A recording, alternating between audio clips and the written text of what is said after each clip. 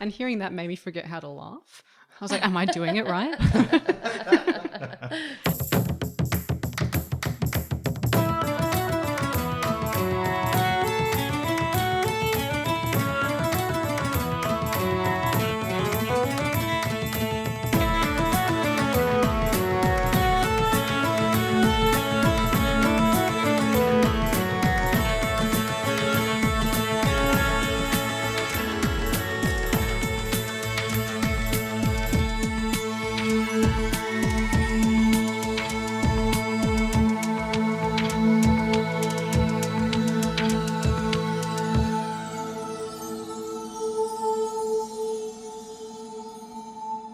Hi, I'm Elizabeth Flux. I'm Ben McKenzie. And welcome to Prat Chat, the monthly Terry Pratchett Book Club podcast. Each month we discuss one of Terry Pratchett's books with a special guest. Today we're reading Sourcery, a book about staffing issues at Unseen University.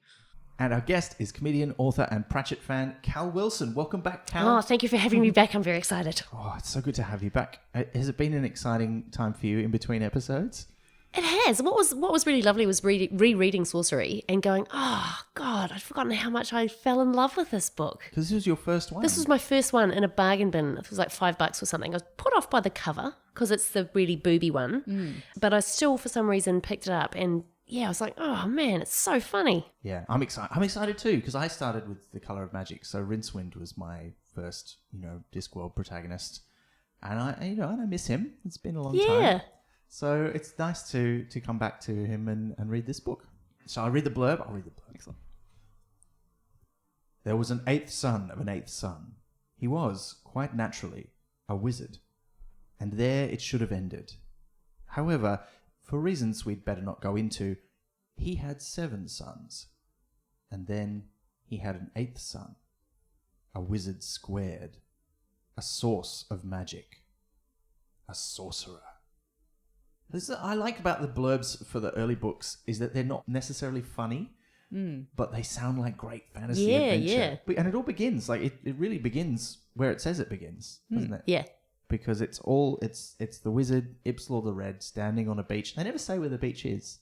Presumably it's quite, well, they intimate that it's quite far away from Ankh-Morpork because they've chased him to the ends of the earth. But you don't know really where he is. See, I was picturing Cornwall. I was picturing Cornwall. Yeah. Cold, like not pleasant. Yeah, it's like windy and you can just, it's very moody. Desolate. Big cliff. Like no one's out there with an umbrella getting a tan. Like it's... No. They've got their towel spread out on the pebbles. While like Death and this wizard are up there. Yeah. Battling it out. Yeah. And this is where we find out what the deal is with wizards not doing it. Right? Because it's sort of been, it was hinted at in Mort. We talked about it in our last episode. Somehow their magic was connected to that. And in this book, we find out it's not a case at all. They're just not supposed to make more wizards. How do we describe the difference between a wizard and a sorcerer? Well, doesn't he describe it as being a wizard squared? Yeah. So it's like a wizard to the power of wizard? Yeah. Yeah. Well, and it's sort of, you get the idea that wizards use the magic that's already on the disc. They channel it, whereas a sorcerer makes new magic and unleashes it into the world. So it's kind of like the difference between a Freddie Mercury and a Freddie Mercury impersonator. Yes. Freddie Mercury obviously is the sorcerer. Yes. Yeah, okay, good. Is he the 8th son of an 8th son of an 8th son? I don't know. He was just a unique individual. We've been listening to a lot of Queen in the car. And was that just a tape that you found in the glove box? Oh, yeah. I'm going to end up talking about Dungeons & Dragons a lot in this podcast. And in Dungeons & Dragons, a wizard is someone who studies and learns how to cast spells using books of lore, whereas a sorcerer is someone who's born with the ability to cast spells. And it's usually because, they have an ancestor who's a dragon or a fae creature. Oh, how does that work, though? Yeah, how does that work? Physically difficult. Yeah. Dragons turn into people all the time. Although I feel like that's something they should disclose up front. Yeah. Well, like just before we have kids, you should know I'm a dragon. Yeah. I'm a part-time dragon. Yeah. Not a swamp dragon though. You wouldn't want to have kids. They wouldn't produce sorcerers. Yeah, well, they wouldn't last they'd die, wouldn't they? Yeah, explode at the moment of conception. Maybe there's a lot of single mums that used to be with dragons, swamp dragons. It would be difficult to explain that to the family. Why doesn't Brian come round anymore? Well, remember how I used to have 2 eyebrows? Back on the cliff, it's a climactic scene, and it feels like some sort of high fantasy novel, because here's this wizard and his staff and his baby son. He's like, he will become the king of all wizards. You know, it feels epic. It really does. And then I really love the perfect sound of the name Coin as well. Like it's such a, like Ipsilor the Red is quite a grand name, and then Coin is like it's just a small round thing. Like it's just a little name for someone who's going to become so powerful. Yeah, and it's Colin with the L taken out as well. And it's also metal, like a coin, so I assume it's kind of like he's a conductor that his father can work through and the magic can work through, and the octarine staff and how that's metal when it's not normally. So I kind of thought coin fit in nicely with that, because he's being used by so many things. Yeah. Yeah. Death shows up. Death's there. He's not the straight man in this conversation. He's the one cracking the jokes. Yeah. But I feel like he doesn't know that. Yeah. Like he's one of those earnest people that is so entirely unaware that they are gloriously funny. Yeah, and because he does play it straight to begin with. Like, he's not being outrageously funny. But he does have that great line about the cats. Oh, yes. When Ipsla asks him, is there anything in the future worth living for? Yeah, it's so beautiful. Death thought about it. Cats, he said eventually. Cats are nice. Curse you. Many have, said Death evenly. He's been doing this a long time. It's really hard to phase him. Yeah, he can't really get a rise out of Death. Although Ipsla almost does, doesn't he? Which is interesting. Yeah. It talks about how he needs a good run up to get angry, and he's not angry right now, but he is annoyed. And you're like, you don't want Death to be annoyed with you. That's a bad scene. But we get Ipsla's whole plan, which is that he's been kicked out of the university because he fell in love and wanted to have children, and that's against the law of wizards because it makes sorcerers. And so he was chased away from the university. He ends up wherever he's ended up, on this beach in Cornwall, and his wife has died in childbirth with his 8th son, and his 8th son is the 8th son of an 8th son of an 8th son, so he's going to be a sorcerer, and he already is, in fact, a sorcerer, and his eyes are glowing with, like, magical power. And the interesting thing for me is Death looks into his eyes and he's like, I've never done this before, this is hard. I'm like, but we know there have been sorcerers before. Did you never meet any of them? Did they not die? And actually, maybe they didn't, because it's sort of intimated that they all left the world, and not by dying necessarily, but by just leaving, stepping away, making their own world. But this is Ipsla's great plan: is to have a son who will be a sorcerer and who will go back to the university and take it over and become the new Arch-Chancellor. Which is, and he wants revenge. Is it? He's weirdly sympathetic a little bit at the start, Ipsla, I thought. No, he seemed like a massive jerk to me throughout. And there's also that line about how he drove his other 7 sons away. So I thought maybe he'd turned into a terrible person after his wife died. But it sounds like he's just been this sort of force against obsessed with the university since the beginning, even though it's technically him who kind of chose to leave. So yeah, I didn't feel sympathetic towards him at all, like right from the start. I was like, he's driven his other sons out. He's mean to his kid. Like it's like one of those, I don't know, it's like one of those mums that puts their daughters in beauty pageants and the kids aren't interested, but they're like, no, come on, smile, dance, you like, he's got ambitions, but he's not taking into consideration what his son wants. And I almost feel as though maybe this was his plan from the beginning. He's like, okay, I'm a wizard and I'm going to have 7 sons and then an 8th son and make a sorcerer. Like, it almost feels like this was his goal all along, because he doesn't seem like the kind of person who gets caught up in the whimsy of love and then leaves the institution that he's so obsessed with for a woman. Like, it doesn't seem to jive with his character for me, but that could be conspiracy theory. No, that's fair. I guess the one bit of sympathy I had for him is that he does seem he's genuinely sad about what's happened to his wife, and there's that line where it says that he got married and fell in love, and then not necessarily in that order, which is, could be problematic, but it also maybe supports your idea that he got married in order to have children and then fell in love with the woman that he married. But yeah, so he is a jerk. I will not deny that. The way he treats Coin is terrible. And particularly that also he's not just set him on this path, but he's going to stay with him and keep him on this path and be manipulative the whole time by putting his soul or essence into the staff as a way of cheating Death. Which sounds, how clever is this? Does it feel clever? Is this a clever trick to play on Death? Well, I suppose so. It's getting him what he wants, isn't it? Like until when it doesn't work out at the end. But like, yeah, I feel like, well, he'd be pretty pleased with himself. Yeah. Well, and he Yeah, definitely well, comes he across clearly that is. way. Yeah. Yeah. And he's got that, before he does it, he's got those lines where he's just like, I put a lot of myself into this stuff. And you're like, okay, you said that twice. Surely this is, oh, I see what you mean. Yeah, literally. It feels very high fantasy. Even for the Discworld, it's not the sort of thing that happens. Yeah, on the Discworld yeah. very It's often. quite grandiose, isn't it? Like it's a big thing. It's not. Well, we talked previously about how one of the things that makes the Discworld feel like the Discworld is that it's very, it's about people is the big deal. And here there are people in it, but it's also about these big lofty ideas of we shouldn't mess with things we don't understand, and it's not as personal. Yeah, like I don't look at this and go, oh, I can see the parallels between this and a deal at a bank. You know, like I can't see this. You know, like a CEO getting sacrificed to death and then going into like a post box or something. You know, like it does feel much more fantastical. And it's interesting too because it's like one of the few Discworld where we get this sort of weird prologue that happens years before the main plot that sets up the main plot, and he just gets straight into it. There's no sort of like, we don't even know what a sorcerer is until 40 pages in. It's like, nope, here's the sorcerer, here he is, this is his plan. 8 years later, he rocks up at the university. It's on. Yep. First of all, we meet the unseen university wizards. But these aren't the university wizards that we get used to in later books. No.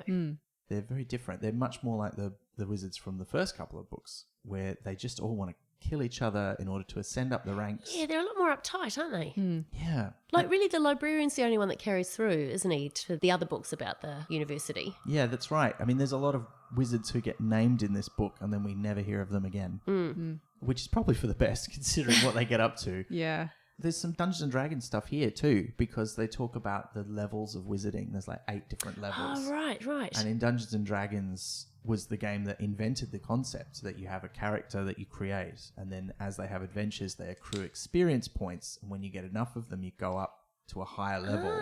And if you're playing a wizard, that's how you get access to the more powerful spells. You have to go up levels before you can cast more spells and more powerful spells. I mean, they're not very much like Dungeons and Dragons wizards in other ways, but they have levels of organization, and they have all these weird complex spells that have names that are quite like Dungeons and Dragons spell names, and I'm sure that was a source of inspiration. It's like when we get to, Malagry's Magical Garden, which is the big spell, that's a trope of Dungeons and Dragons. There's all these spells named after these old wizards, like Mordenkainen's, or Melf's Acid Arrow is a famous one. That sounds like a craft beer. I would drink Melf's Acid Arrow. You can probably get it at the Mended Drum. You probably can. Oh, imagine if it's had a hipster makeover. Oh, no. They'd probably rename it the Broken Drum again. It's you wouldn't remember when it was the Broken Drum. Yeah, and then the troll at the door would have to like grow a hipster beard and a handlebar moustache. But it's all lichen. Yeah. Yeah, I was going to say, what would a troll be made out of? But yeah, you're right. And a bun. Yeah. A troll bun. Well, we're going to get to the university. The first wizard we meet is it's Wizzard, isn't it? The guy who's going to be the new Arch Chancellor. And he gets quite a lot of build-up for a character who is literally disintegrated after about 4 pages of description. The old bait and switch, though. It's the old, this is where you're supposed to be looking. You think this is about all about this guy, and then gone. Stakes are high immediately. Did you find it weird that they never say exactly what happens to him? And I always thought that was going to be a plot thing where we come back and we find out that it wasn't Coin who killed him. But then it pretty much is assumed that no, it was. See, what I thought was going to happen, and I guess it's because in my heart I'm 5. I was like, oh, okay, so when the book's all done and the sorcerers come around, he's going to make everyone come back to life who's died, and it's going to be all right. But that did not happen. Yeah. And I was like, oh, okay. So I didn't get upset about the death. I was like, oh, this is a temporary sort of Marvel universe kind of death. So, yeah. And then by the end of the book, you don't care anymore. Yeah, you've forgotten because so many lives have been lost. Yeah. There's so much destruction. It is, it's going to be the apocalypse. So it is kind of like Armageddon. There's just people being exploded and horribly destroyed in every corner of the Discworld by the end of the book. But at this stage, it's just Wizzard. We meet Rincewind when all the weird stuff is happening around the university. That's kind of a sign that something is going to go wrong. He shows up on page 17. And it's interesting because this is more or less a sequel to the first 2 books. but you don't really need to know what's happened. There's only a couple of things that are holdovers that you kind of need to know. I mean, he's got the luggage, but it's kind of explained.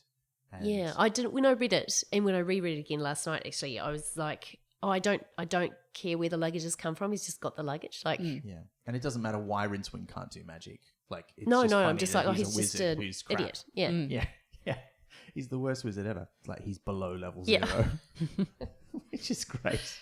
Yeah, the thing about when he dies, everyone else just goes up a bit. yep. So we meet him, and he's your first Discworld protagonist, Cal, as well as mine. How did you find Rincewind when you first read this book? I liked him because I liked that idea of someone being caught up in a world that they're not equipped for, or that he's supposed to fit in, but he just doesn't fit in. Like, but then there's also all of the other characters around him. Like, I love the librarian. Like, I just adore the librarian, and I really love Death. Like, I was delighted by all the characters. I guess I found him maybe slightly annoying. Like, the kind of, he's a little bit like Eeyore, but like a more active Eeyore kind of. I didn't love him. Like, I didn't want him to win as such, but I didn't want him to fail. Like, I didn't want him to win the girl or anything. Like, I was quite happy for him to bumble along. But then at the end, if we can talk about the end now, but at the end, like, that he does what's right. Like, he's like, oh God, I've got to do what's right. And he does what's right rather than run away, which is his natural inclination. It's that thing where, the bravest person is the one who is afraid but still does the right thing. Yeah. And so he comes across that way. How about you, Liz? Because you famously are not a tremendous fan of the Rincewind books. See, I liked him. I just didn't really like the books I found him in, because I think when I read them as younger, I didn't sort of understand the jokes about academics as much. I didn't enjoy the world he was within.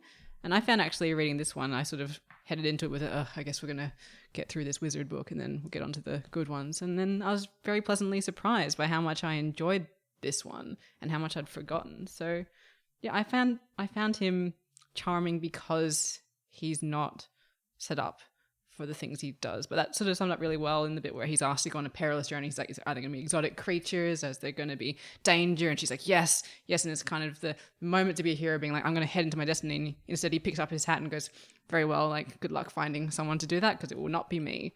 But, yeah. He's very aware of the tropes of the genre that he's in. Yes. Isn't he? Even though he's, as you say, very ill-equipped, he's like, but I know what's coming and I don't want to be any part of it. Yeah.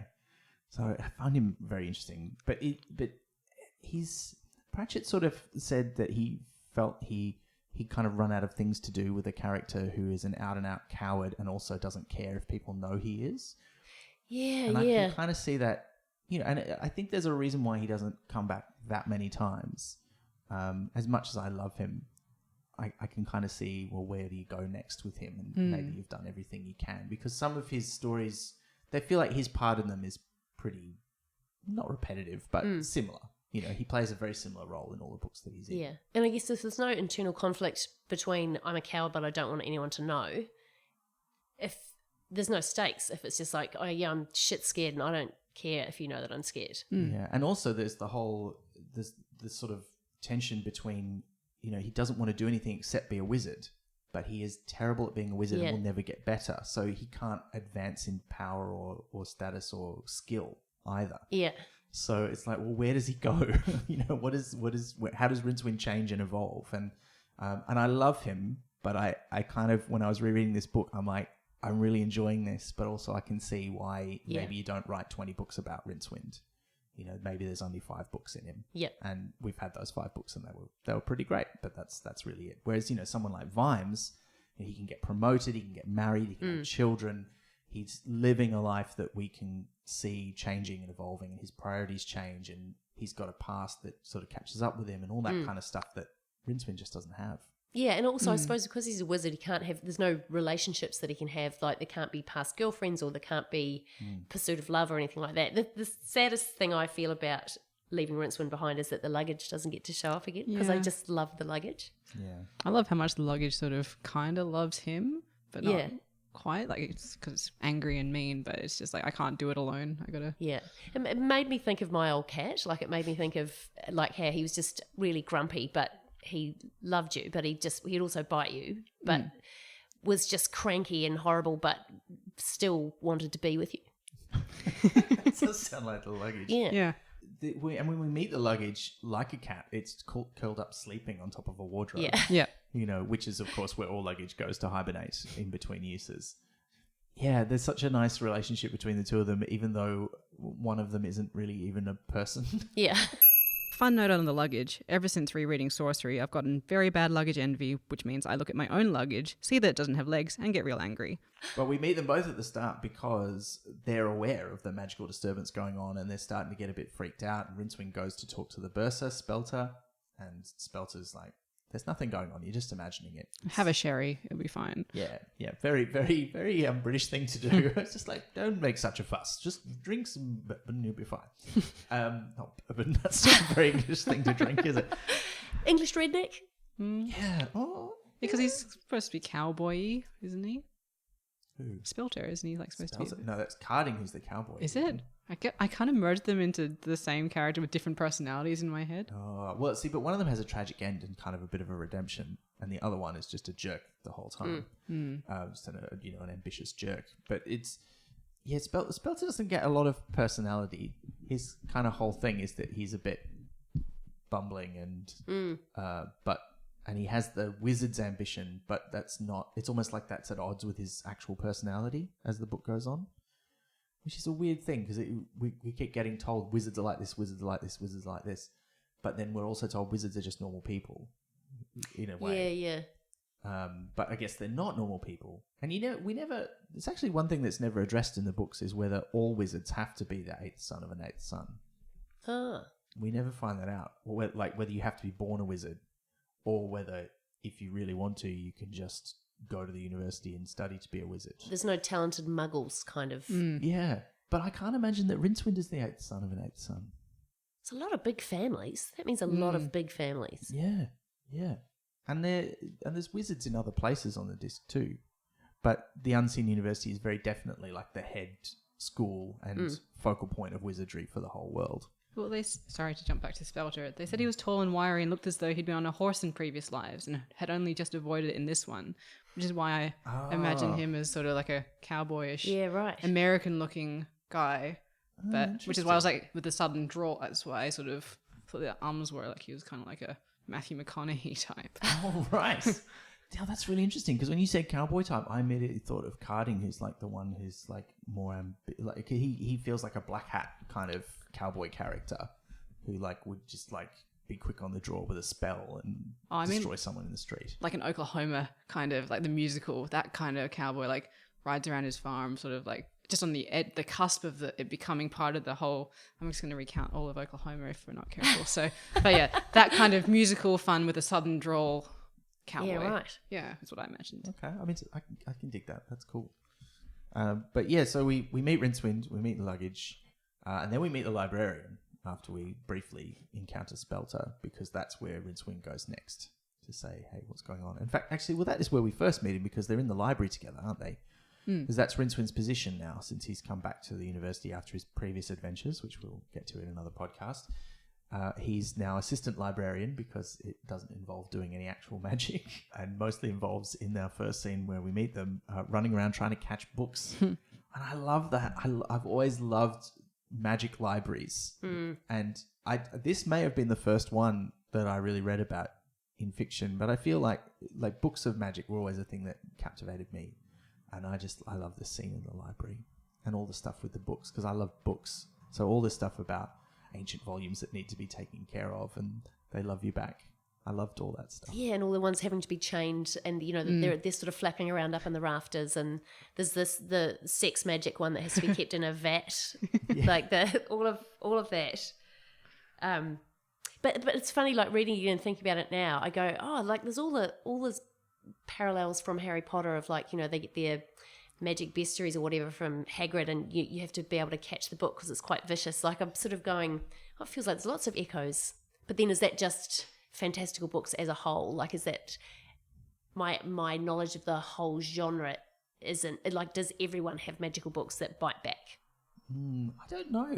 I would have to think that Pratchett would have to be an influence on Rowling in one way or another because he's such a big figure of modern British fantasy, you know, and so popular that surely she's read his work And I've never seen her say anything about him. No. That might be one to look up. But yeah, the Monsters Book of Monsters and stuff like that very much has, like you're saying, parallels with like the levitation book that levitates. Yeah. And, yeah. As revealed in an episode of ABC's The Hard Quiz, Rowling supplanted Pratchett in the 2000s as the #1 best-selling author in the UK.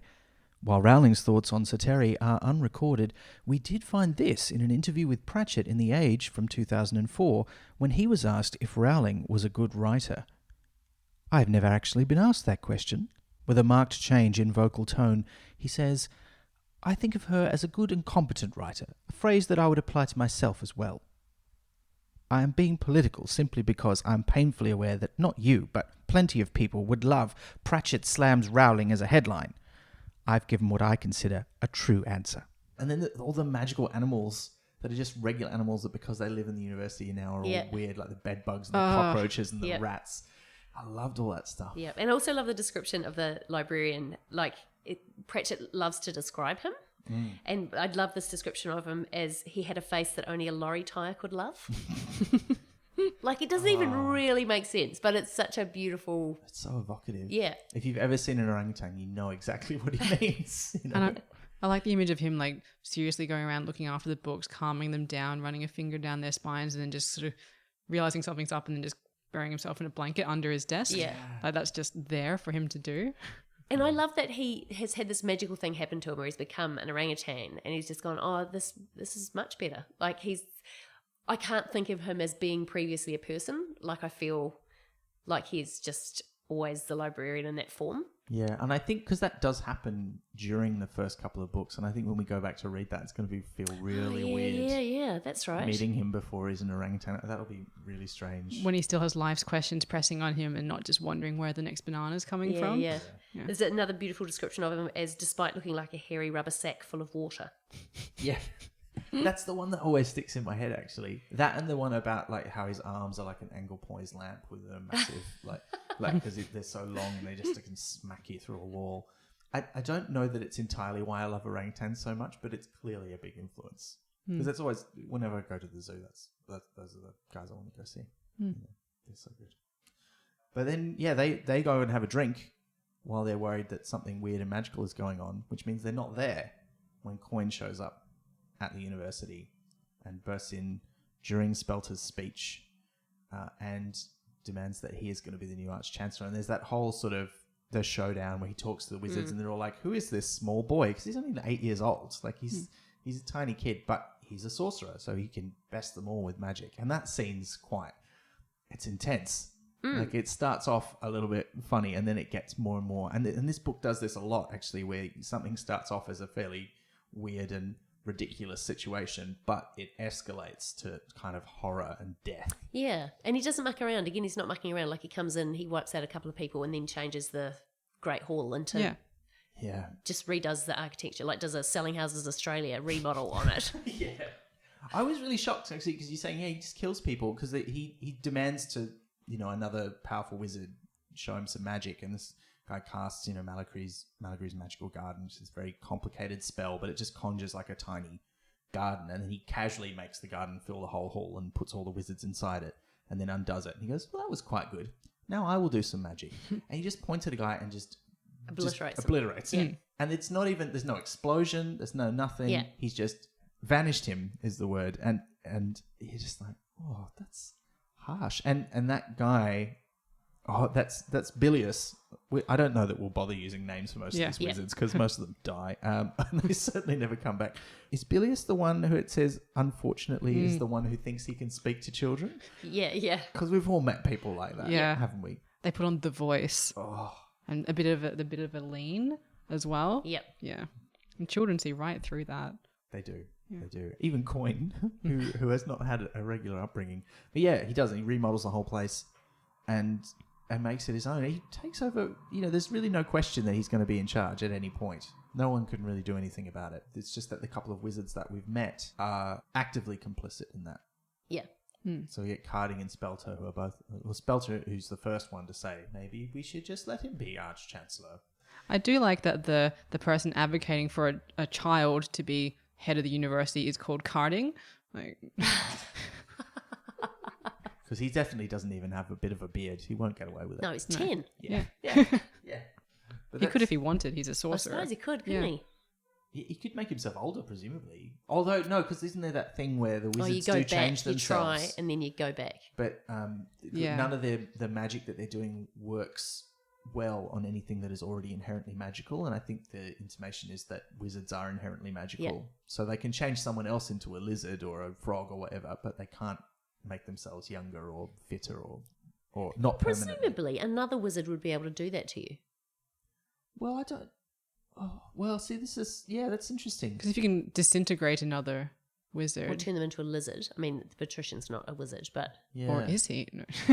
Yeah, they don't have any trouble blowing themselves up, but it's just changing themselves that they have problems with. Yeah, I wonder if they could do it to each other. They wouldn't, though, because they're wizards. Yeah. Yeah. They hate each other so much.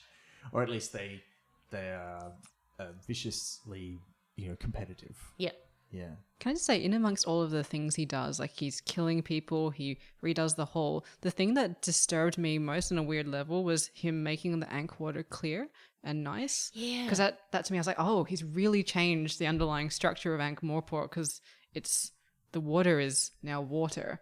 Like, Yeah, it made me wonder what the rest of Ankh-Morpork was thinking. Like, what was the reaction to the entire populace when you can't run down the river anymore, kind of.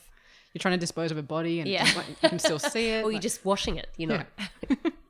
Yeah, I think it's this book where we get the great footnote about how the denizens of Ankh-Morpork would tell you that it was clean because it's been through so many kidneys. It must be Yes, clean. yeah, Right now. So it's weird. I was wondering how you felt about that, Liz, because you are I definitely wouldn't drink it.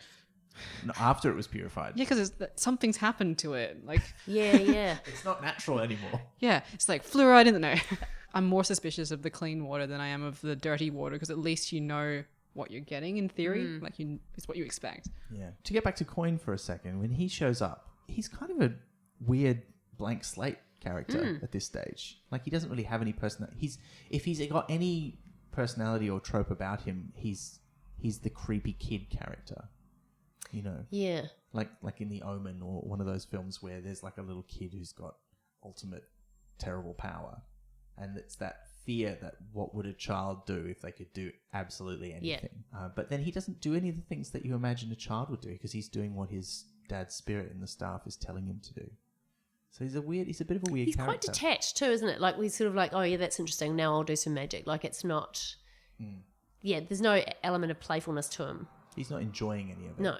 Yeah. Well, he's a person who's done like 3 hours of piano lessons a day, and he's also learned another language by the time he's 5. Like, he hasn't had time to sort of... He's like that kid, so he's like, oh, that's interesting. That fits in with my lessons, and now I'm going to apply this other lesson. He has the air of someone who's just non-stop study, bed, go up, do your calisthenics, and then...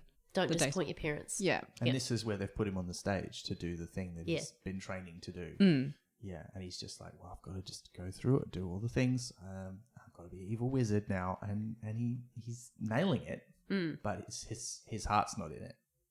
And I think that's pretty clear. But he doesn't show it. He doesn't show that his heart's not in it, so everyone's really scared of him. Which is, he's a really tragic figure, Coin. All the way through, I reckon. Like, even his ending is sad and lonely. Yeah. Like, yeah. Let's not get too sad. We have the whole rest of the book to get through. But while all that's going on, while he's taking over the university and reshaping it and taking charge of all the wizards, we meet one of our other major characters who has already been in the university because she's stolen the Arch-Chancellor's hat at its own request, which I thought was rather nice. And that's Konina, she doesn't ever go by Konina the Barbarian, but it's clearly where that's coming from. She's the daughter of famous barbarian Cohen the Barbarian. She's a bit of a mixed bag, I think, Konina. I couldn't quite nail down her motivations well. Like, I know that she wanted to not be a barbarian. She wanted to be a hairdresser, but she's also so good at being a barbarian and also seems to, when she's doing that, love it as well. So I'm not sure what's the thing she's actually trying to convince herself of. yeah, that's the same thing I felt with the end of the book, where we've met Nigel the Destroyer and they obviously fall for each other, and then he's like, you want to be Mr. and Mrs. Destroyer, but which one are you going to be? And it's like that weird thing of like, here's this magnificent woman, but we've got a container. She's got to go back in her box. So I sort of felt it a bit frustrating that why can't she just be an amazing barbarian, but no, she's got to be a hairdresser. And at the end of it, it's a little bit, I dream of Genie, almost that kind of put yourself back in your defined role sort of. Yeah. And I hated her and Nigel as a thing. Like, I just, anytime like they were intimating that, I'm like, no, stop it. Not because I wanted her to be with Rincewind. I was just kind of like, no, just let her go off and be herself. I don't want her to be with this drip. Like, it's like in the new version of Scooby-Doo where they have Velma fall in love with Shaggy, which is not right. Like, they would never fall for each other. Like, why would an incredibly competent, capable barbarian woman go for a guy wearing long woolen underwear that needs to be rescued all the time? Although maybe that's the role. Maybe she wants someone to rescue. Yeah. He's kind of the nice guy archetype because he's got nothing going for him except he's a really nice, and he is genuinely a good guy. Sort of, but he's very, toward the end when he's just like bossing her around, like with the ice giants and things, I was kind of like, don't do that. Yeah, that was a bit weird. And Carnina's, she fits like an archetype that already exists in this kind of fiction that we're talking about, like the sort of sword and sorcery stuff that is the inspiration for this era of Discworld. You have characters like Red Sonja, who is, the equivalent of Conan the Barbarian, and nobody tames Red Sonja. Like, she'll cut your head off as soon as look at you. And Carnina is very much that.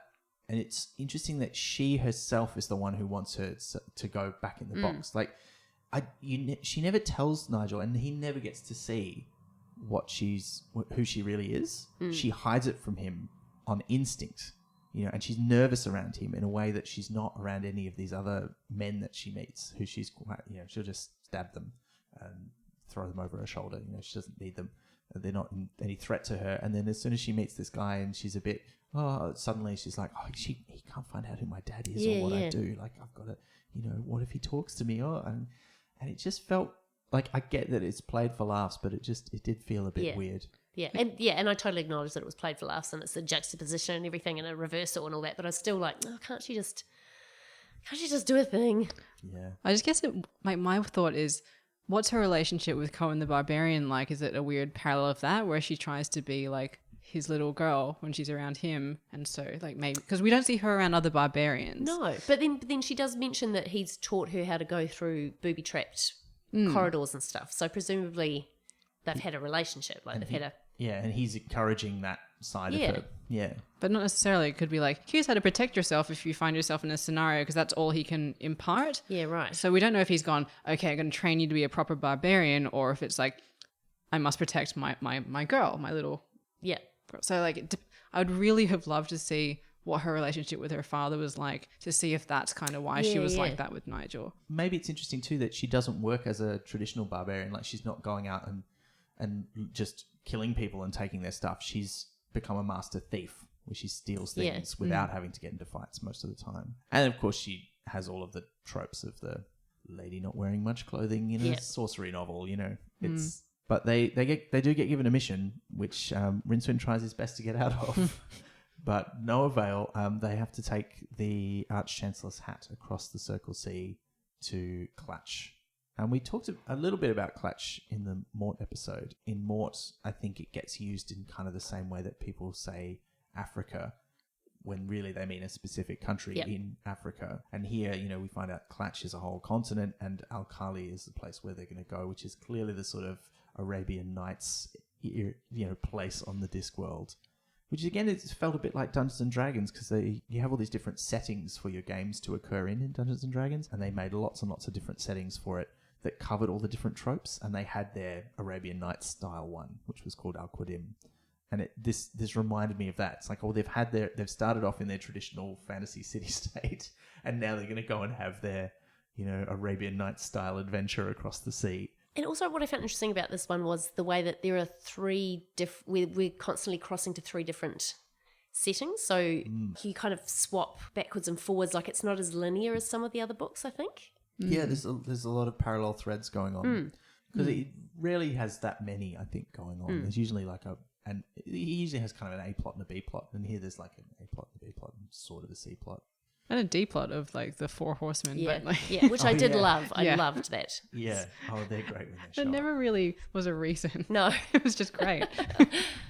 the hat tells them we've got to go to Clatch and Al-Khali because that's where somebody who can wear me is. And I was like, oh, like a secret hero who can rise up and save the Discworld, or, you know, like a wizard who's never been taught but has the greatest potential so they can match the sorcerer in power. And no, it's like a evil Grand Vizier because his brain is the most devious. Because the hat is maybe one of the true villains of the story too. Yeah, because as soon as it gets a person, it just goes, not a hat anymore. Now I'm a really powerful wizard. Yeah. Because he got offended. I'm calling the hat a he, but because he got called a figure hat.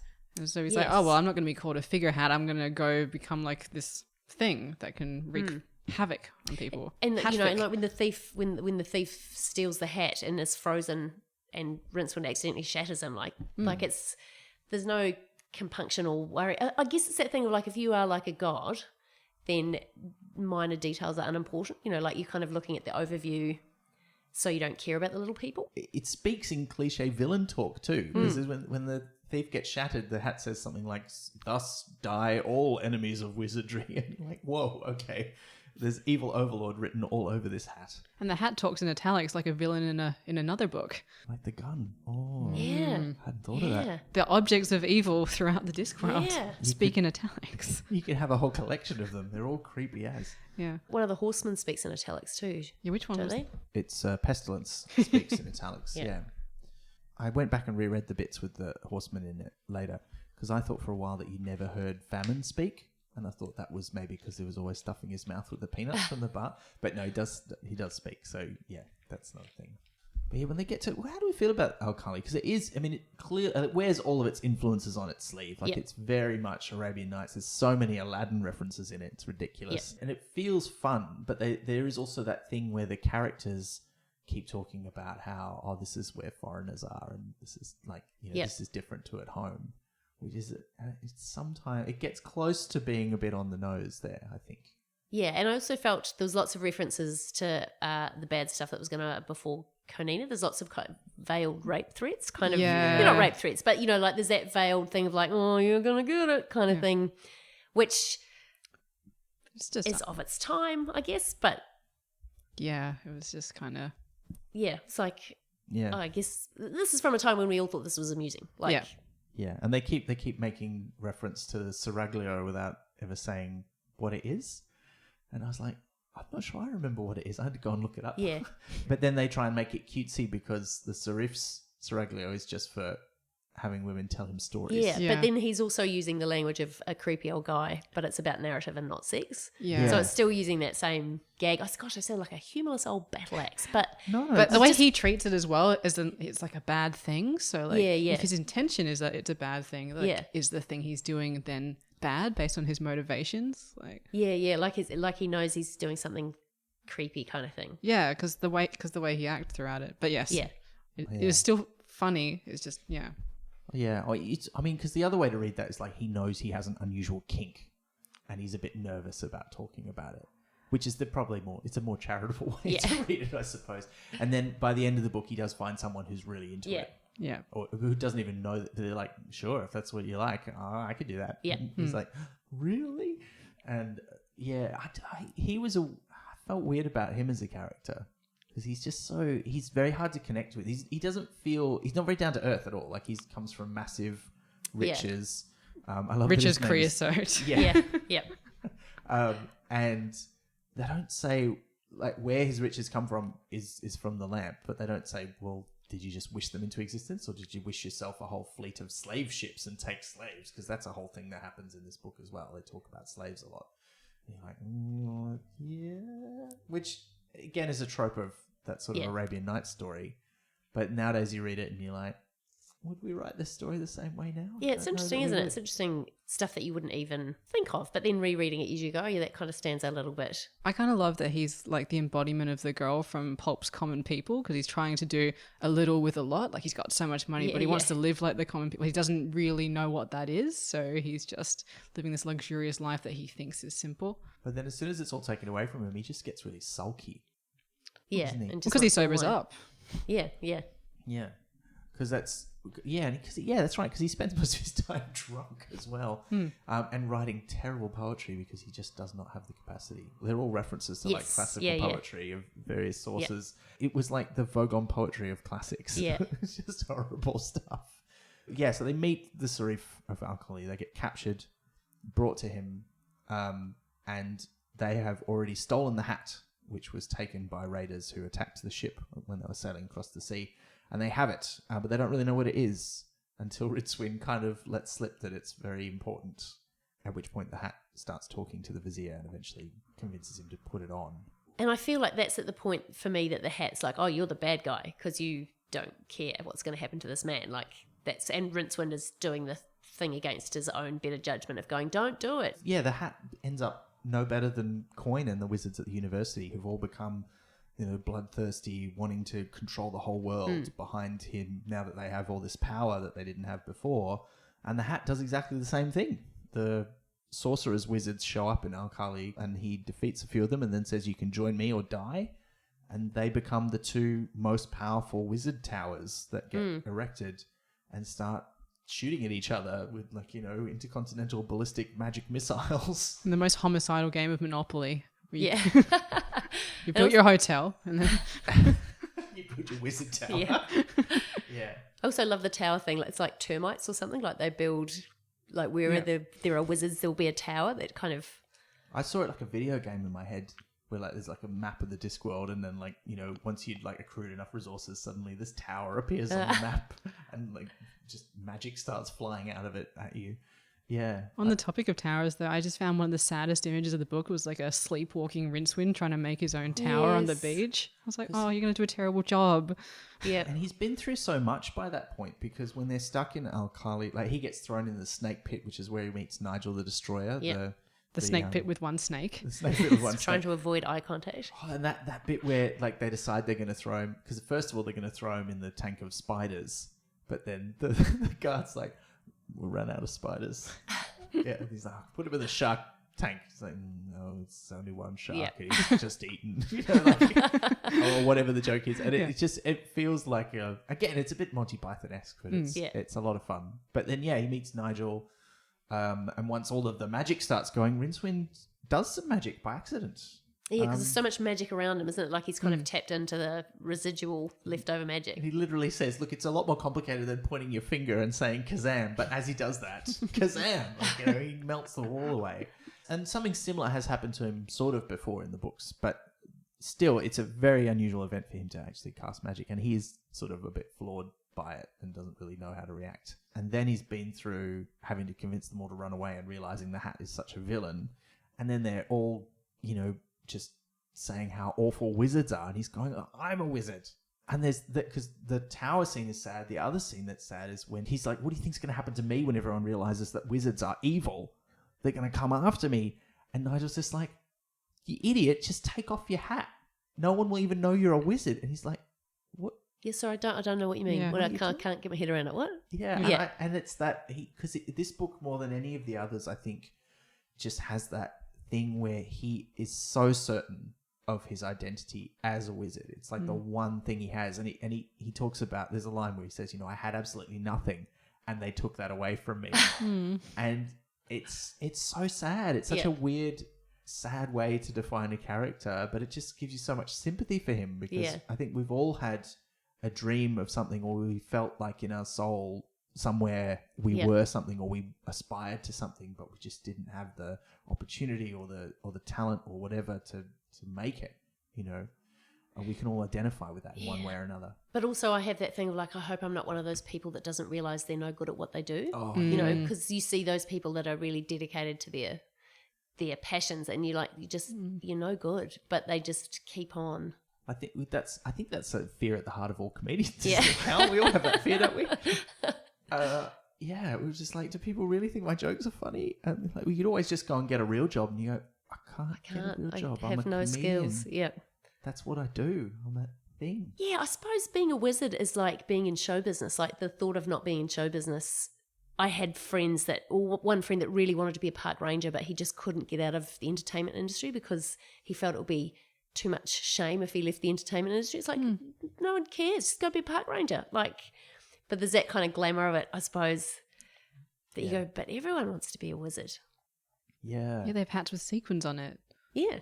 One of the other things that's weird in this book is you're never quite sure what purpose wizards serve outside of the Yeah. university. Like in the university, it's very clear that the whole point they're there is to focus all their energy on like not really killing each other, but sort of slowly advancing up the ladder. But at the same time, you know, when they're on the boat on the way to Alkali, the captain of the boat is like, we've got a wizard, so you can like create green fire in their bellies. Like, go on, incinerate them. And you're like, do any wizards on the Discworld do that normally?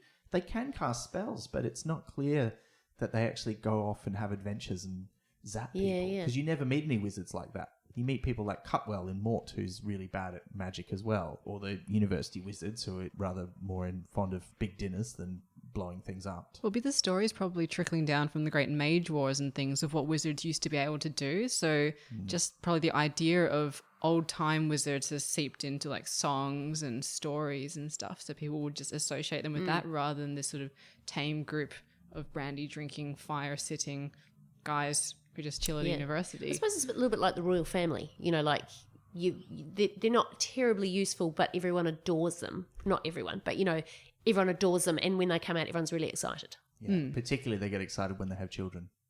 Yes. Or when they get engaged to an actress. Yes. Oh, yeah. Yeah, that's true. Eventually, Rincewind and the others do manage to escape, partially with the help of, you know, his brief foray into magic spell casting. And his new friend Nigel the Destroyer. New friend Nigel the Destroyer, who arguably is not a help. I mean, No. Yeah, I think all that he adds is a love interest.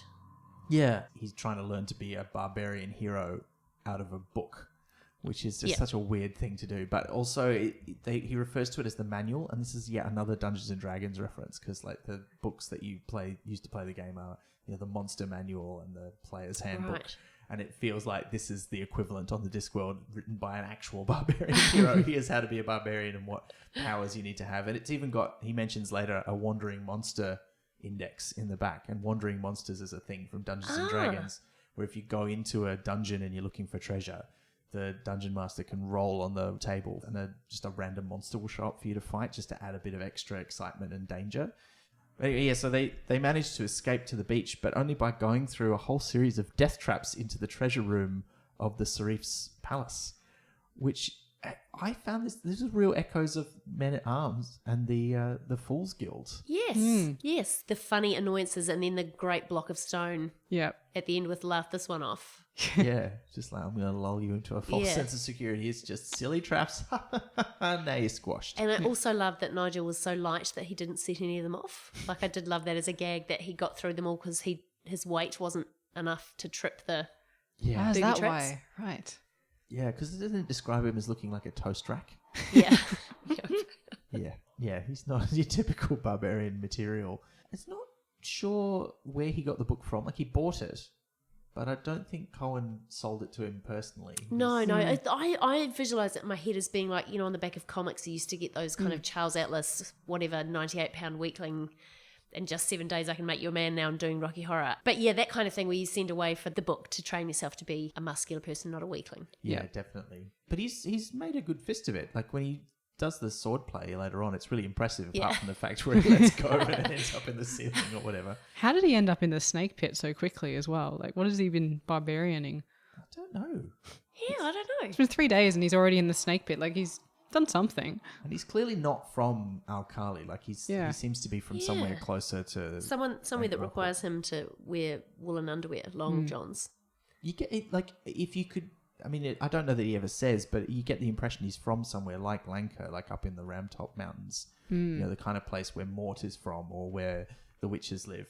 Like, you know, and he's just decided, I don't want to be Greengrocer. Yeah, I don't want to be a greengrocer. Actually, well, he must be from a city if there's a greengrocer. Yeah. Yeah. Right, so, but who knows which one. Anyway, they manage to get through all those death traps, and then they find the biggest Aladdin reference of them all. There's the magic lamp and the magic ring and a flying carpet. This predates the Disney Aladdin film by about 4 years.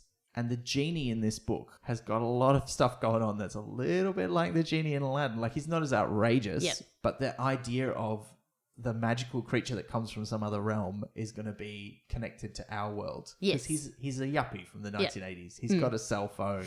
He's got other properties, like he's got other lamps and stuff. Just talk to my people. We can have lunch next week. Yeah. I think does Nigel take it anyway? Is that? I think Nigel has it because then he has that whole thing about like how can we be in the lamp while it's in my pocket and we're also walking along, but there's that whole thing about everything happening at the same time in the same place, except the place is very big. Yeah. And the beautiful line about the sound of the universe catching on. You don't talk about it too much. Yeah. The weird teleportation thing. I also like the thing with the magic carpet, and that it just turns out that they had it upside down the whole time.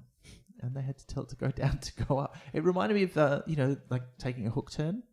You have to go left to go right. Yeah. You have to go down to go up. Yeah. But also just go down and turn it over and sort it out and then just fly on the carpet the right way up. The hook turn is a traffic manoeuvre unique to Melbourne. So that cars don't impede trams, which run on tracks in the middle of the road, cars wishing to turn right must pull into a lane on the far left and wait for through traffic to get a red light before turning. It's as confusing as it sounds for drivers new to Melbourne, especially if they're from overseas and still getting used to the whole driving on the left thing. They escape on the flying carpet, which was cool, and they get to the beach. And that's where we have the sad scene of Rincewind building his own tower in his sleep. If you ever needed proof that he really is a wizard at heart, it's that he does that. And, and he can channel the magic when it shows up. Like, he clearly is a wizard in some hard to define but essential way, even though he can't do any of the actual wizardry stuff. Yeah, but he sort of needs a signal booster, so he doesn't have the strength in himself, but if he's got something that can boost the signal, then he can do a little bit of magic. So he's like bad Wi-Fi. So he's an internet-enabled device that doesn't usually have access to the internet. He's an iPad that doesn't have 3G. He's like my iPad. All the other wizards have got a 3G chip in them. But he's got an Ethernet cable. I guess a sorcerer has like a satellite uplink direct. Like, they don't even need a network. They just generate their own internet signal. They annoy Rincewind so much, particularly Creosote, the Serif, who just talks about how awful wizards are. So they sort of turn around and realize there's like a Rincewind-shaped hole in the landscape, which is a lovely turn of phrase. And he's gone. He's gone back to Ankh-Morpork by himself. And then you have that great moment where he's on the carpet and he's sort of going, maybe I shouldn't have done this. We've established so clearly that Rincewind is a coward, but will do the right thing in the right circumstances. But he's not pushed to do the right thing at this point. He's sort of doing it because he's angry. Yeah, out of petulance. So he always does the right thing for the worst possible reason. Yeah. And this is a part 2, isn't it, where he goes back and talks to the librarian, and the librarian threatens his hat. And that seems so mean. But then we get more absolute proof that he's a wizard, because that's when Rincewind realizes that he's a wizard. Yeah. Because he's going to take the librarian on. Yeah, and this is also all part of the inspiration particle sequence. And I love that so much. I love that so much. Yeah, the dark and it's just. You have the whole sequence that explains that inspiration happens because of inspiration particles, but they have to fly so far. They don't always hit the right people. And people get hit by inspiration for things that is no use to them whatsoever. And it goes into the head of a small confused duck, or was there a blue tit trying to tap things out on the top of a milk bottle? Yes. And then a scientist that had some really interesting ideas of new bird feeders. Yes. It's just so good. It makes me think of another great Terry Pratchett insight of how miracles don't have to be good. Like, when something awful happens, it's still equally miraculous, but it's just awful. Yeah. I think of that often when there's like a freak accident or something on the news. I'm like, oh yeah, that's a miracle, but it's a bad miracle. Which is pretty much the entire plot of the Final Destination movies, where a different death, the one we're used to, gets almost ridiculously creative in claiming back the lives of the teens who have escaped his clutches. As with so much of the stuff that he writes, just something we can all identify with. It's like, I just can't find the right words. I just don't have the right idea. And it feels like you just have to have that moment of inspiration. But he does have that moment of inspiration. And he first gets it on page 165, where he says, talent just defines what you do. It doesn't define what you are. Deep down, I mean, when you know what you are, you can do anything. Which is probably the most profound thing that Rincewind ever says. And then he uses that again towards the end of the book when the librarian threatens his hat. I was affronted. I was like, no, you can't do that. Like, everybody knows that's Rincewind's hat. You can't attack his hat. And this was right on the back of all these books being damaged. And I was like, oh no, It's not okay that these books got hurt. Oh, and because that's also the scene, or just before that is the scene where when Rincewind goes back to the library, Coin has sent some wizards to burn the library down because he can't use magic to destroy them because they're magical. But the librarian, after going all Die Hard, like jumping on them from the roof, has already evacuated the books into the Tower of Art that features also in Men at Arms. It's just, it's a really beautiful, sad description of what's happened, isn't it? Like talking about trilogies mourning their third volume or something like that. Like the idea of damaged creatures, like, like animals after a forest fire. It was that big war hospital sort of scene as well, like after a big battle and you see everyone sort of pulling together. It's very upsetting. Yeah, and he's doing surgery on the book to repair it. That's what he wanted the hat for, in theory. Yeah, but then no, he's just going to threaten to cut the star off. Oh, that's horrible. And of course, he eventually loses his hat anyway. There's a shade of Indiana Jones there. Because that's one of the last lines of the book is, a wizard will always come back for their hat. But he convinces him to do something. And he needs to do something because by this time, not only have Coin and all the wizards at the university destroyed all the other wizards, including the ones in Al-Khali, who are led by the evil vizier wearing the Arch-Chancellor's hat, who is defeated, by the way, because of the luggage. And we've forgotten what the luggage has been up to during this time. Here's the thing we need to talk about, because I found this really strange, and we've alluded to it already. Rincewind's feelings for Kamina. I felt that it was just that trope of a man who hasn't been around women will just like the first woman due to proximity.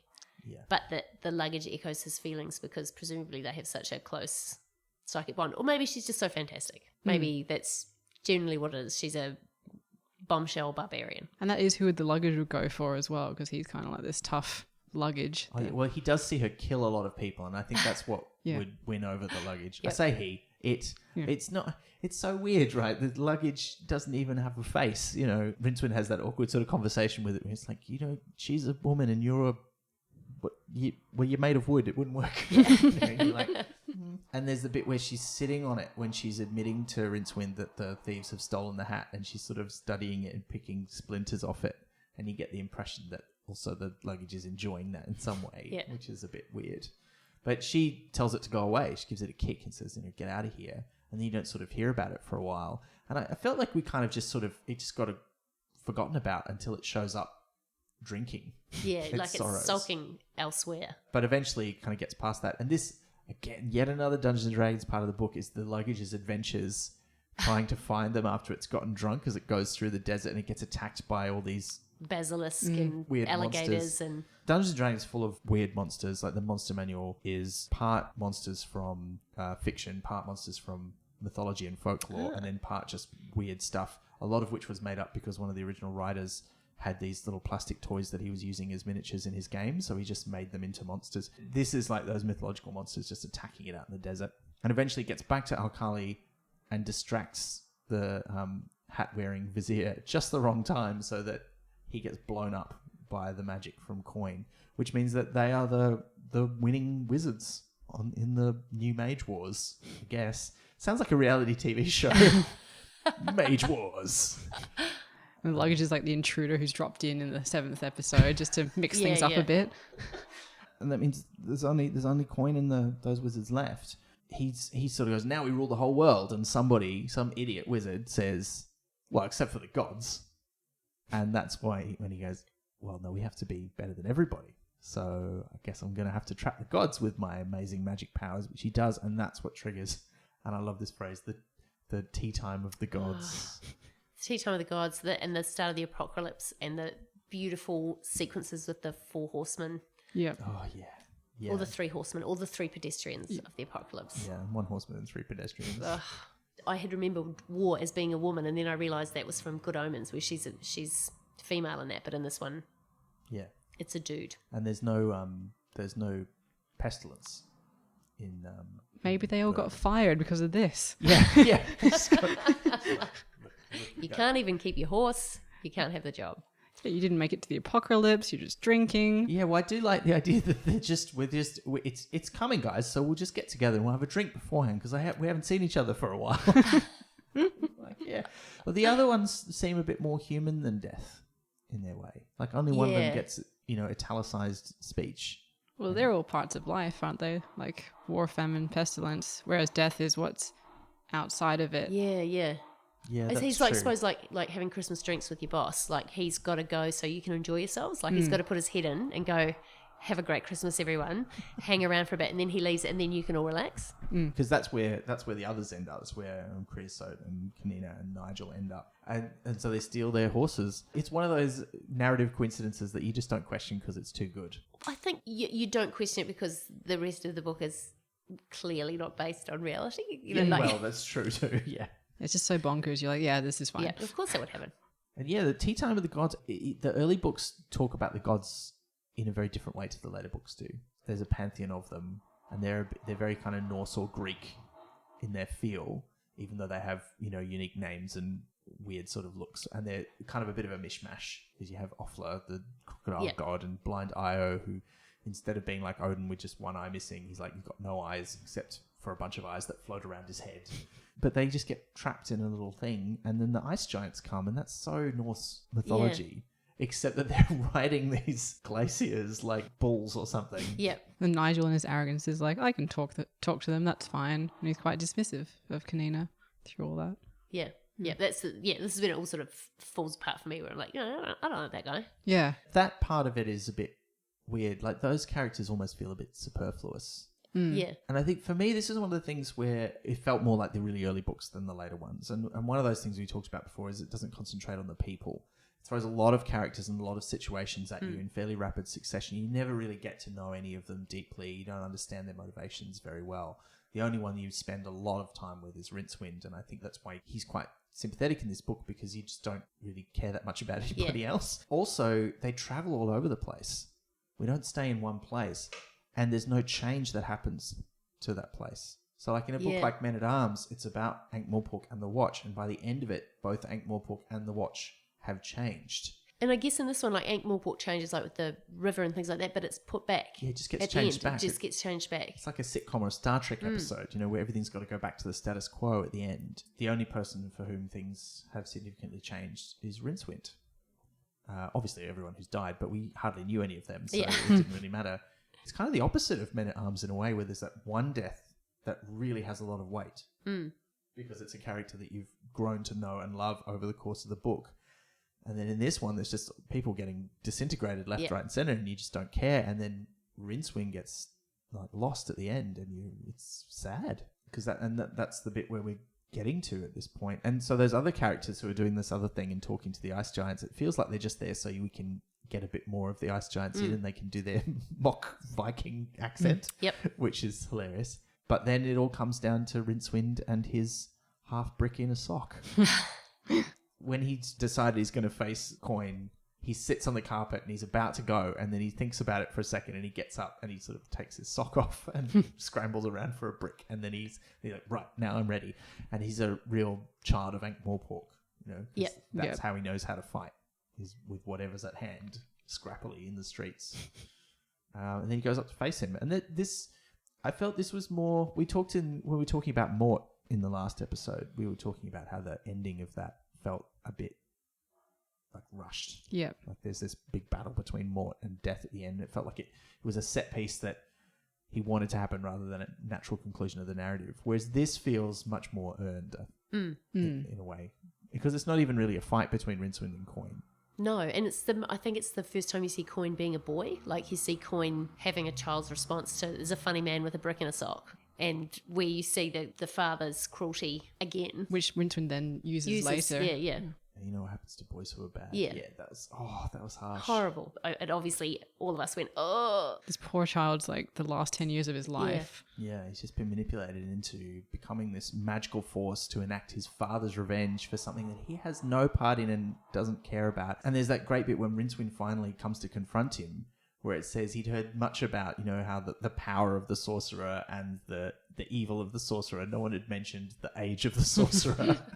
And like, yeah, that's kind of an important detail. But I really liked how that confrontation plays out.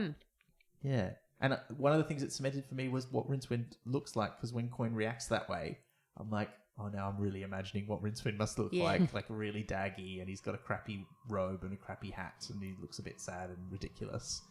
as opposed to all the other wizards who look kind of pompous and important and ridiculous. Because they've got all new clothes with all their new magic. Yeah. And I also love the detail of wizards being able to see death. So he gets to see death before death turns up for him. But he's always assuming that death is turning up for him. Yeah.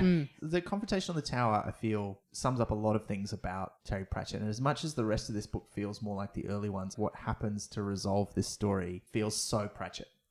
Rincewind doesn't get up there and just say, you're doing the wrong thing. He's just like, this isn't really what you want. You've got to be true to who you are. And that's his attitude from the inspiration that he's been hit with earlier. And even that is not really what gets through to Coin. It's just that he looks funny. That triggers Coin's sort of anger and resentment, and also, his defiance of his father, which is a hard thing to do when you're, 10 years old. And your dad's a magical staff. Yeah, that makes it even more difficult, I imagine. I don't have personal experience with that. It's a nice moment. So it's got that humanness in it. It's got that ordinary person doing something courageous. Yeah. And the climax of the book, it feels really climactic. And it escalates because, he's like, no, I don't want to do what you're saying. The staff is mean to him. And then he fights back against the staff and tries to throw it away, and it comes back. And then they start having a real magic fight between the two of them, which is drawing all of the magic that has been summoned into the world by Coin since he's been here, hastening the end of the world. Because we've had the gods taken away so that the ice giants are freed and they're going to destroy the world. But also, as part of the prophecy of the apocalypse, there's going to be a hole opened into the dungeon dimensions, and the things will come out and consume what's left. And this magical business is what's going to do it. Rincewind's like telling the other, we've got to help him. Like, he helped you. And there's that great line, one of the wizards says, yeah, and we may never forgive him for that. As they all start to realize a little bit what they've done and how far it's gone. And they all run away. And then it's left to Rincewind to do something.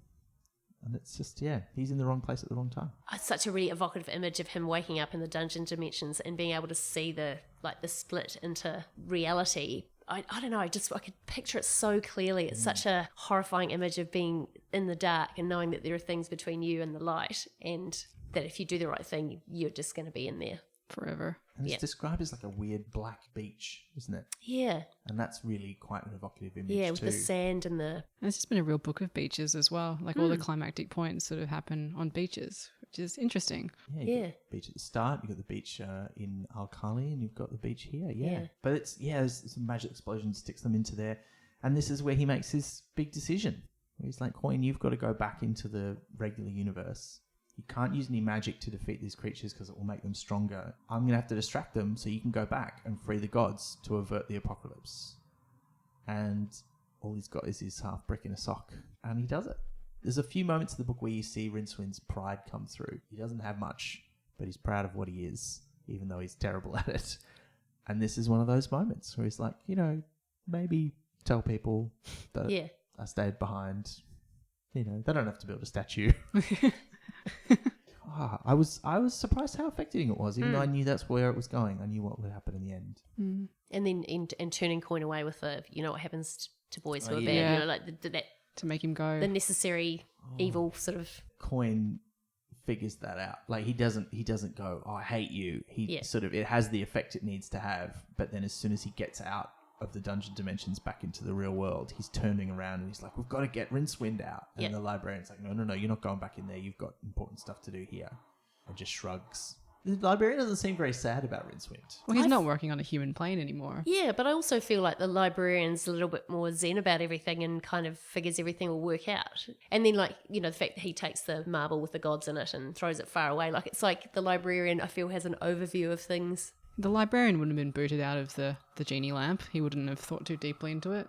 No. That's true. But he might not have come back. He might have just gone, there's probably bananas growing around here somewhere. And that's the big climax. Although the last thing that happens before we get to the sort of epilogue part is at the very last possible minute, the luggage turns up to jump into the hole into the dungeon dimensions to follow Rincewind, which is just a beautiful touch. It is, because I immediately go, well, he's going to be fine. Those poor things don't know what they're in for. Yeah. And then that's kind of it, really. Everything goes back to normal because Coin just undoes all of the magic stuff. Nigel and Kanina come looking for him, and he just makes them forget so they can go off and live happily ever after, which is ethically dubious. And he says something like, it was just a little bit of magic. Then he goes off into his own world. Yeah, he just realizes I can't. This is not a world for me. I've got to go somewhere. So sad. A little 10-year-old boy by himself. I just hope he can make friends, like literally. Yeah, create some Yeah. out In of his own nothing. world. He'd probably Yeah. quite like to be alone for a while after he constantly Process everything. and also constantly heckled by this staff for his whole Yeah. life. Oh, So yeah. just a bit of quiet probably would do him some good. Yeah. He's got some processing to do. Yeah. That brings us to the end. It's a bit of a journey, but again, that's something that's like those first books, those early books, is that it is a journey. It's an adventure. We travel to all these different places, see all this weird stuff, and it's part of Pratchett's world building. And it's nice the way, it closes up with everything going back to normal, like the gargoyles climbing up the side of the building and everyone coming back to roost. And then the hat. That's like the talisman. Well, not to give the game away, but we know there are more Rincewind books after this. So What? I know. What? We won't talk too much about them. But that's Sourcery. It occupies a really kind of weird space in the history of Discworld books. Like, it's only the fifth one. It's reusing character that's been previously established earlier. And it does a lot of stuff that then kind of is erased, not just by that, what happens within the book, but the whole nature of wizards and who the wizards are is kind of just changed considerably by the time we meet them again in moving pictures. It feels very gag heavy as well. It feels like when I started rereading again last night, I was like, oh yeah, God, there's just so many jokes in it. Do we want to talk about some of our favourite jokes? Oh, I've got a favourite one. So it's when Rincewind is in the tavern near the beginning and a black hooded figure comes and sits opposite him all furtively and just goes, "Psst," it said. "Not very," said Rincewind, who was in a state of mind where he couldn't resist it. "But I'm working on it." It's just so good. Yep. So good. There's a moment there where I want to mention a thing called the annotated Pratchett file. So back before there were websites properly, we used to write documents about things and then post them on newsgroups. And one of the big ones for Pratchett fandom was the APF, the annotated Pratchett file, which was this document where they'd go through the novels and like sort of explain what different references were. And one of the big reasons this came apart was when he started to get popular in the US. And a lot of Americans reading the books did not get a lot of the UK references. And like, this is one of them, because they don't say pissed to mean drunk in America. Oh yeah, they mean angry. They didn't get it, and so that's one that's written in the annotated Pratchett file. And if you're reading any of the books along with the podcast, listeners, definitely get onto it if there's any references you don't understand. I'm going to get onto that as well. It's hosted on a website now. You don't have to go to a newsgroup, which is just as well, because that's basically impossible these days. It's called the L Space Web. I love the ones that show the immaturity of wizards, like that they're all kind of adolescent boys, really. There's just a line, they're talking about Coin and the eighth son of an eighth son, and Spelter was thinking, 8 sons? That means he did it 8 times, at least. Gosh. Yeah. I really like the bit where they're explaining what's going to happen to Rincewind if the slavers get a hold of him. And they're looking at him, and he says, you could be just the man the Serif needs for a job in the harem. A couple of slavers sniggered. It could be a unique opportunity, the leader went on, encouraged by his audience appreciation. And then Rincewind says, I don't think so. Thanks all the same. I'm not cut out for that kind of thing. Oh, but you could be. and then later on, and I like that also because Rincewind doesn't get it immediately, but later on he's like, oh, right. Oh, dear. Yeah, I thought that was quite good. It was very good. Oh, it was really good metaphor later on when he's talking about alternate universes and when people make different decisions, you might go into a different timeline, and he talks about the trousers of time. That's not in this book, but I was reminded of it. He says, the truth isn't easily pinned to a page. In the bathtub of history, the truth is harder to hold than the soap and much more difficult to find. I thought that was quite lovely. There's a great description of the Grand Vizier Ibram laughing. Abram laughed. It wasn't a nice sound. It sounded as though he had had laughter explained to him, probably slowly and repeatedly, but had never heard anyone actually do it. Yeah. And hearing that made me forget how to laugh. I was like, am I doing it right? And I really love the scene where the luggage goes into the bar to drink and everyone there is they're not sure if they're really seeing it and they don't want to be the first one to mention seeing this luggage walking on legs. Finally, one of them said, I think it wants a drink. There was a long silence, and then one of the others said, with the precision of a chess grandmaster making a killing move, what does? Yeah. Traditionally, we like to pick our favourite footnote from the book. So mine's about the layout of the library. The layout of the Library of Unseen University was a topographical nightmare, and the sheer presence of so many stored magic twisting dimensions and gravity into the kind of spaghetti that would make MC Escher go for a good lie down, or possibly sideways. That's great. How about you, Cal? It's about the study of genetics. The study of genetics on the disc had failed at an early stage when wizards tried the experimental crossing of such well-known subjects as fruit flies and sweet peas. Unfortunately, they didn't quite grasp the fundamentals, and the resultant offspring, a sort of green bean thing that buzzed, led a sad short life before being eaten by a passing spider. Oh, that's sad. Oh, now, I've got to ask you a question about this. When you're rereading these, you're reading them on your iPad. Yep. How do they represent the footnote? Do they do them in the normal way at the bottom of the page? No, so what they do is they've got the number, and then you just press on the number, and the number takes you to the footnotes at the back of the book. And then you press on the number again, and it takes you back. Does that alter your experience of them? I don't think so, because I've read them before. And the only reason I'm doing it on the iPad is because I had to read it late last night, and I didn't want to have the light on and keep my husband awake, so I read it on the iPad because it's got its own light source. Like, I read lots of books on my iPad, but I still really love reading Terry Pratchett in the physical form. Yeah, because I always liked that, the footnote was down there. Yeah. And you could see it was there. And also love a footnote that has a footnote. Like, I love a footnoted footnote, or a footnote that carries on across a page, When the footnote is referenced as though it was part of the main text, like a few pages later. My favourite one is really short, so I have to read the sentence that it's a footnote for as well. After years of wrangling, the whole thing was then turned over to Light-in Weedle, arguably the disc's greatest philosopher. Footnote, he always argued that he was. I just think that's so good. And I love the way the footnotes give it a kind of conversational feel. Like it's like whispering out the side of his mouth to tell you a little bit of extra.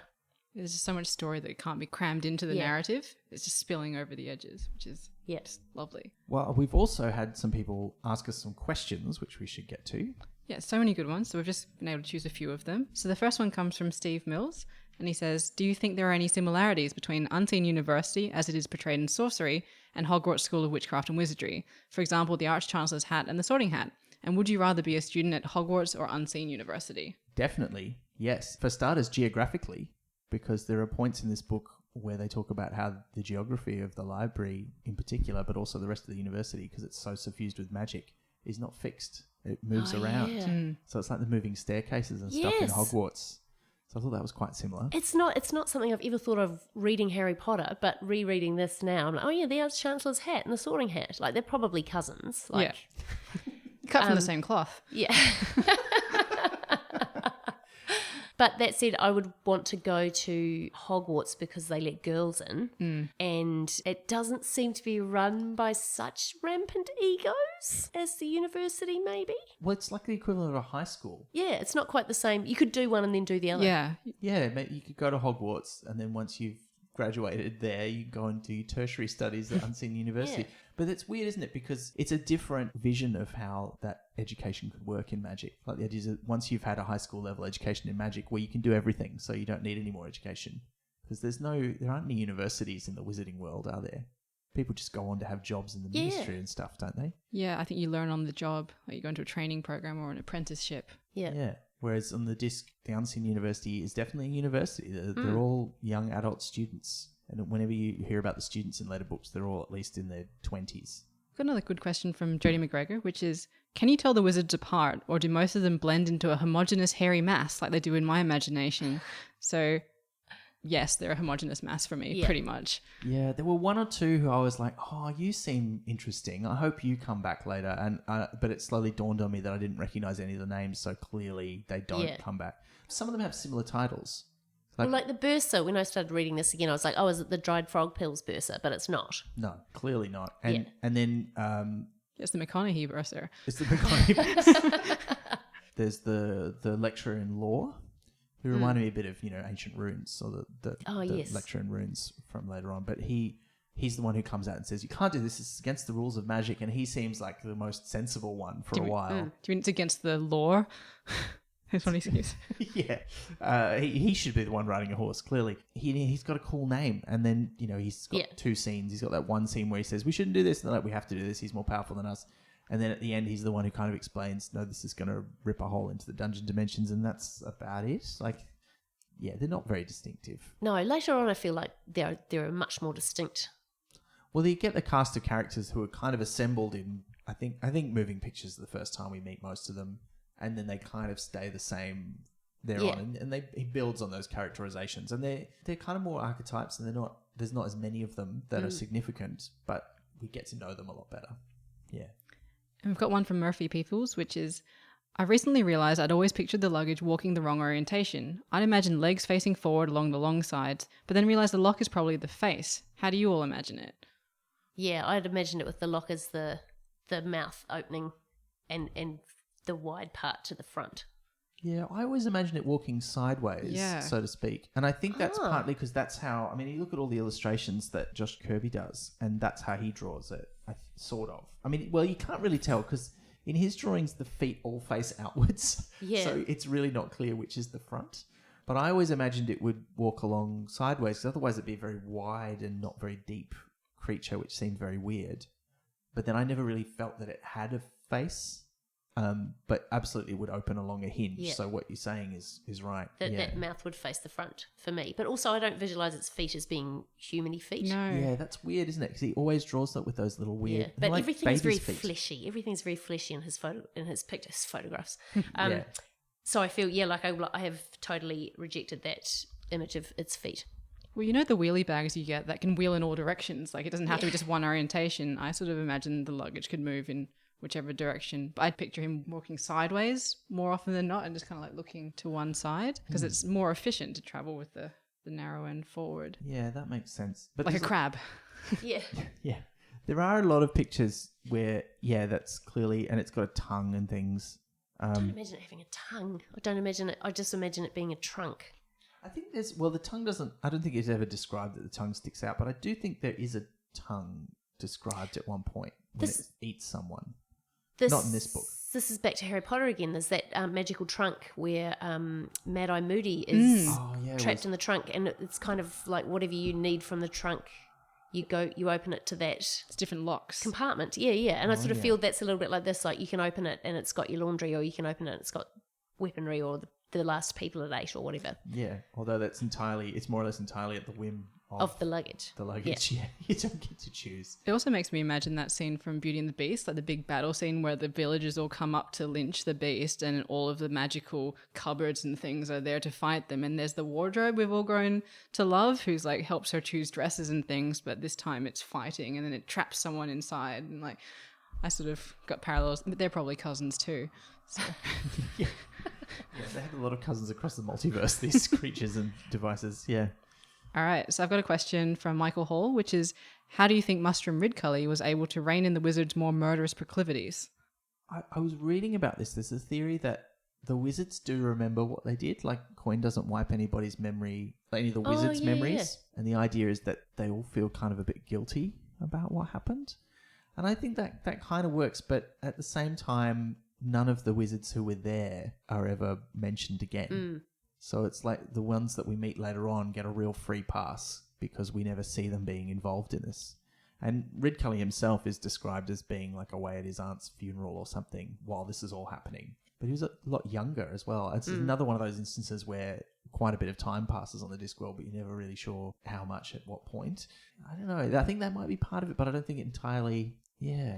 But didn't he just kind of intimidate everybody by being brash and loud and sporty and kind of, I forget, like they want as little to do with him as possible. So they're just going to behave themselves and not stand out. It'll be interesting when we get up to the moving pictures where he shows up for the first time to see how that's described. Yeah. Because it is such a shift between the way the wizards were and the way they become. And he's the fulcrum for that shift. Yeah.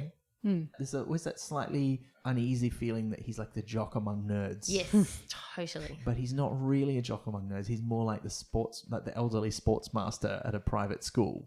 Yeah. You know, who everyone's a bit afraid of, but really is kind of genial and well-intentioned. Yeah. Like the Chariots of Fire, like you think he's going to make you do a gentle run around the campus. So we've probably got time for one more question. This one's from Darren Luchner. He says he's still reading Sourcery, so I have a general question. If we could have had another Discworld book, which characters would you want it about? So for me, just the guards or Moist von Lipwig. Oh, it does feel like there might have been one more in Moist, definitely. Yeah. Reading this again, I was like, I want to see the luggage again. But I always loved the witches. Like I love Granny Weatherwax and Nanny Og, and I loved that world as well. So I would like to see the younger witches coming up a bit more. And also I just loved Nanny Og as well. Like, they were all so great. They're all just such brilliant. Really hard to say. I think if you could get one more, I would want it to be the big crossover book that never happened. Like, not that I think he ever had plans for it, but you know, the witches as a group almost never really meet and interact with the other groups, and like, you know, and that's true of all of them. They have little minor interactions, but they're never a big part in each other's plots. You know, like the Wizards are there at Vimes's wedding, but they don't really have anything else to do with the plot of Men at Arms. But if you had one where they all kind of met up, like there was a similar kind of apocalypse level event. Yeah. Because you got to wonder, what were the witches up to during this whole scenario? Didn't Rid Cully go out with one of them? Wasn't there a romance between him and... I think it's Granny Weatherwax. Granny Weatherwax, and they don't, and it was when they were both much younger, and they don't talk about it. Yeah, yeah. There's those little links that are there, and it would be interesting to see. I mean, it might be too much, and probably he never did it because he never came up with a story that it really worked for. But if you could think of one... Like one of those Babysitters Club specials where each chapter is told from the perspective of like a different member of the club, and they're all on like a cruise to Disney World, Florida. Or even another one about death. I think that's actually, that's what I was just thinking, because that's the series that finished, or he hasn't written another one of for quite a long time. So it's been a long time since there was a book that really death was the main character. And I think, if I had to pick one, I think that would be it for me. Yeah. Yeah.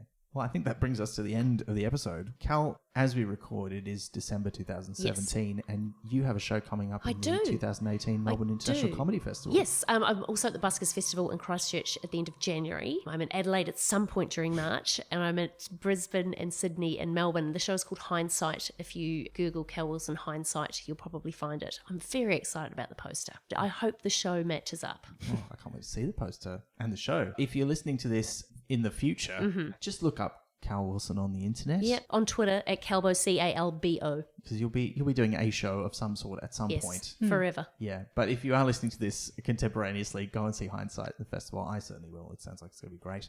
Thank you so much for joining us. Oh, thanks for having me again.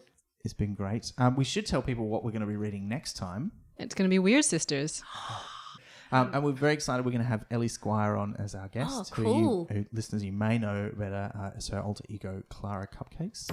Very excited to have her on the show. She's going to be great. So that's going to be a lot of fun. Until then, we will try not to vanish into a universe of our own making. You've been listening to Pratt Chat, the monthly Terry Pratchett Book Club podcast hosted by Elizabeth Flux and me, Ben McKenzie. This month's guest Pratt Chatter was Cal Wilson. Pratt Chat is produced and edited by me, with music and sound effects by David Ashton of Sample and Hold Studios. We'd love to hear from you, so get in touch with us on Twitter at Pratt Chat Podcast, or on Instagram at Pratt Chat Podcast, or on our website at prattchatpodcast.com. Pratt Chat is brought to you by Splendid Chaps Productions. We make entertainment for your ears, like the Doctor Who podcast Splendid Chaps and time travel comedy series Night Terrors. To find out more, visit splendidchaps.com.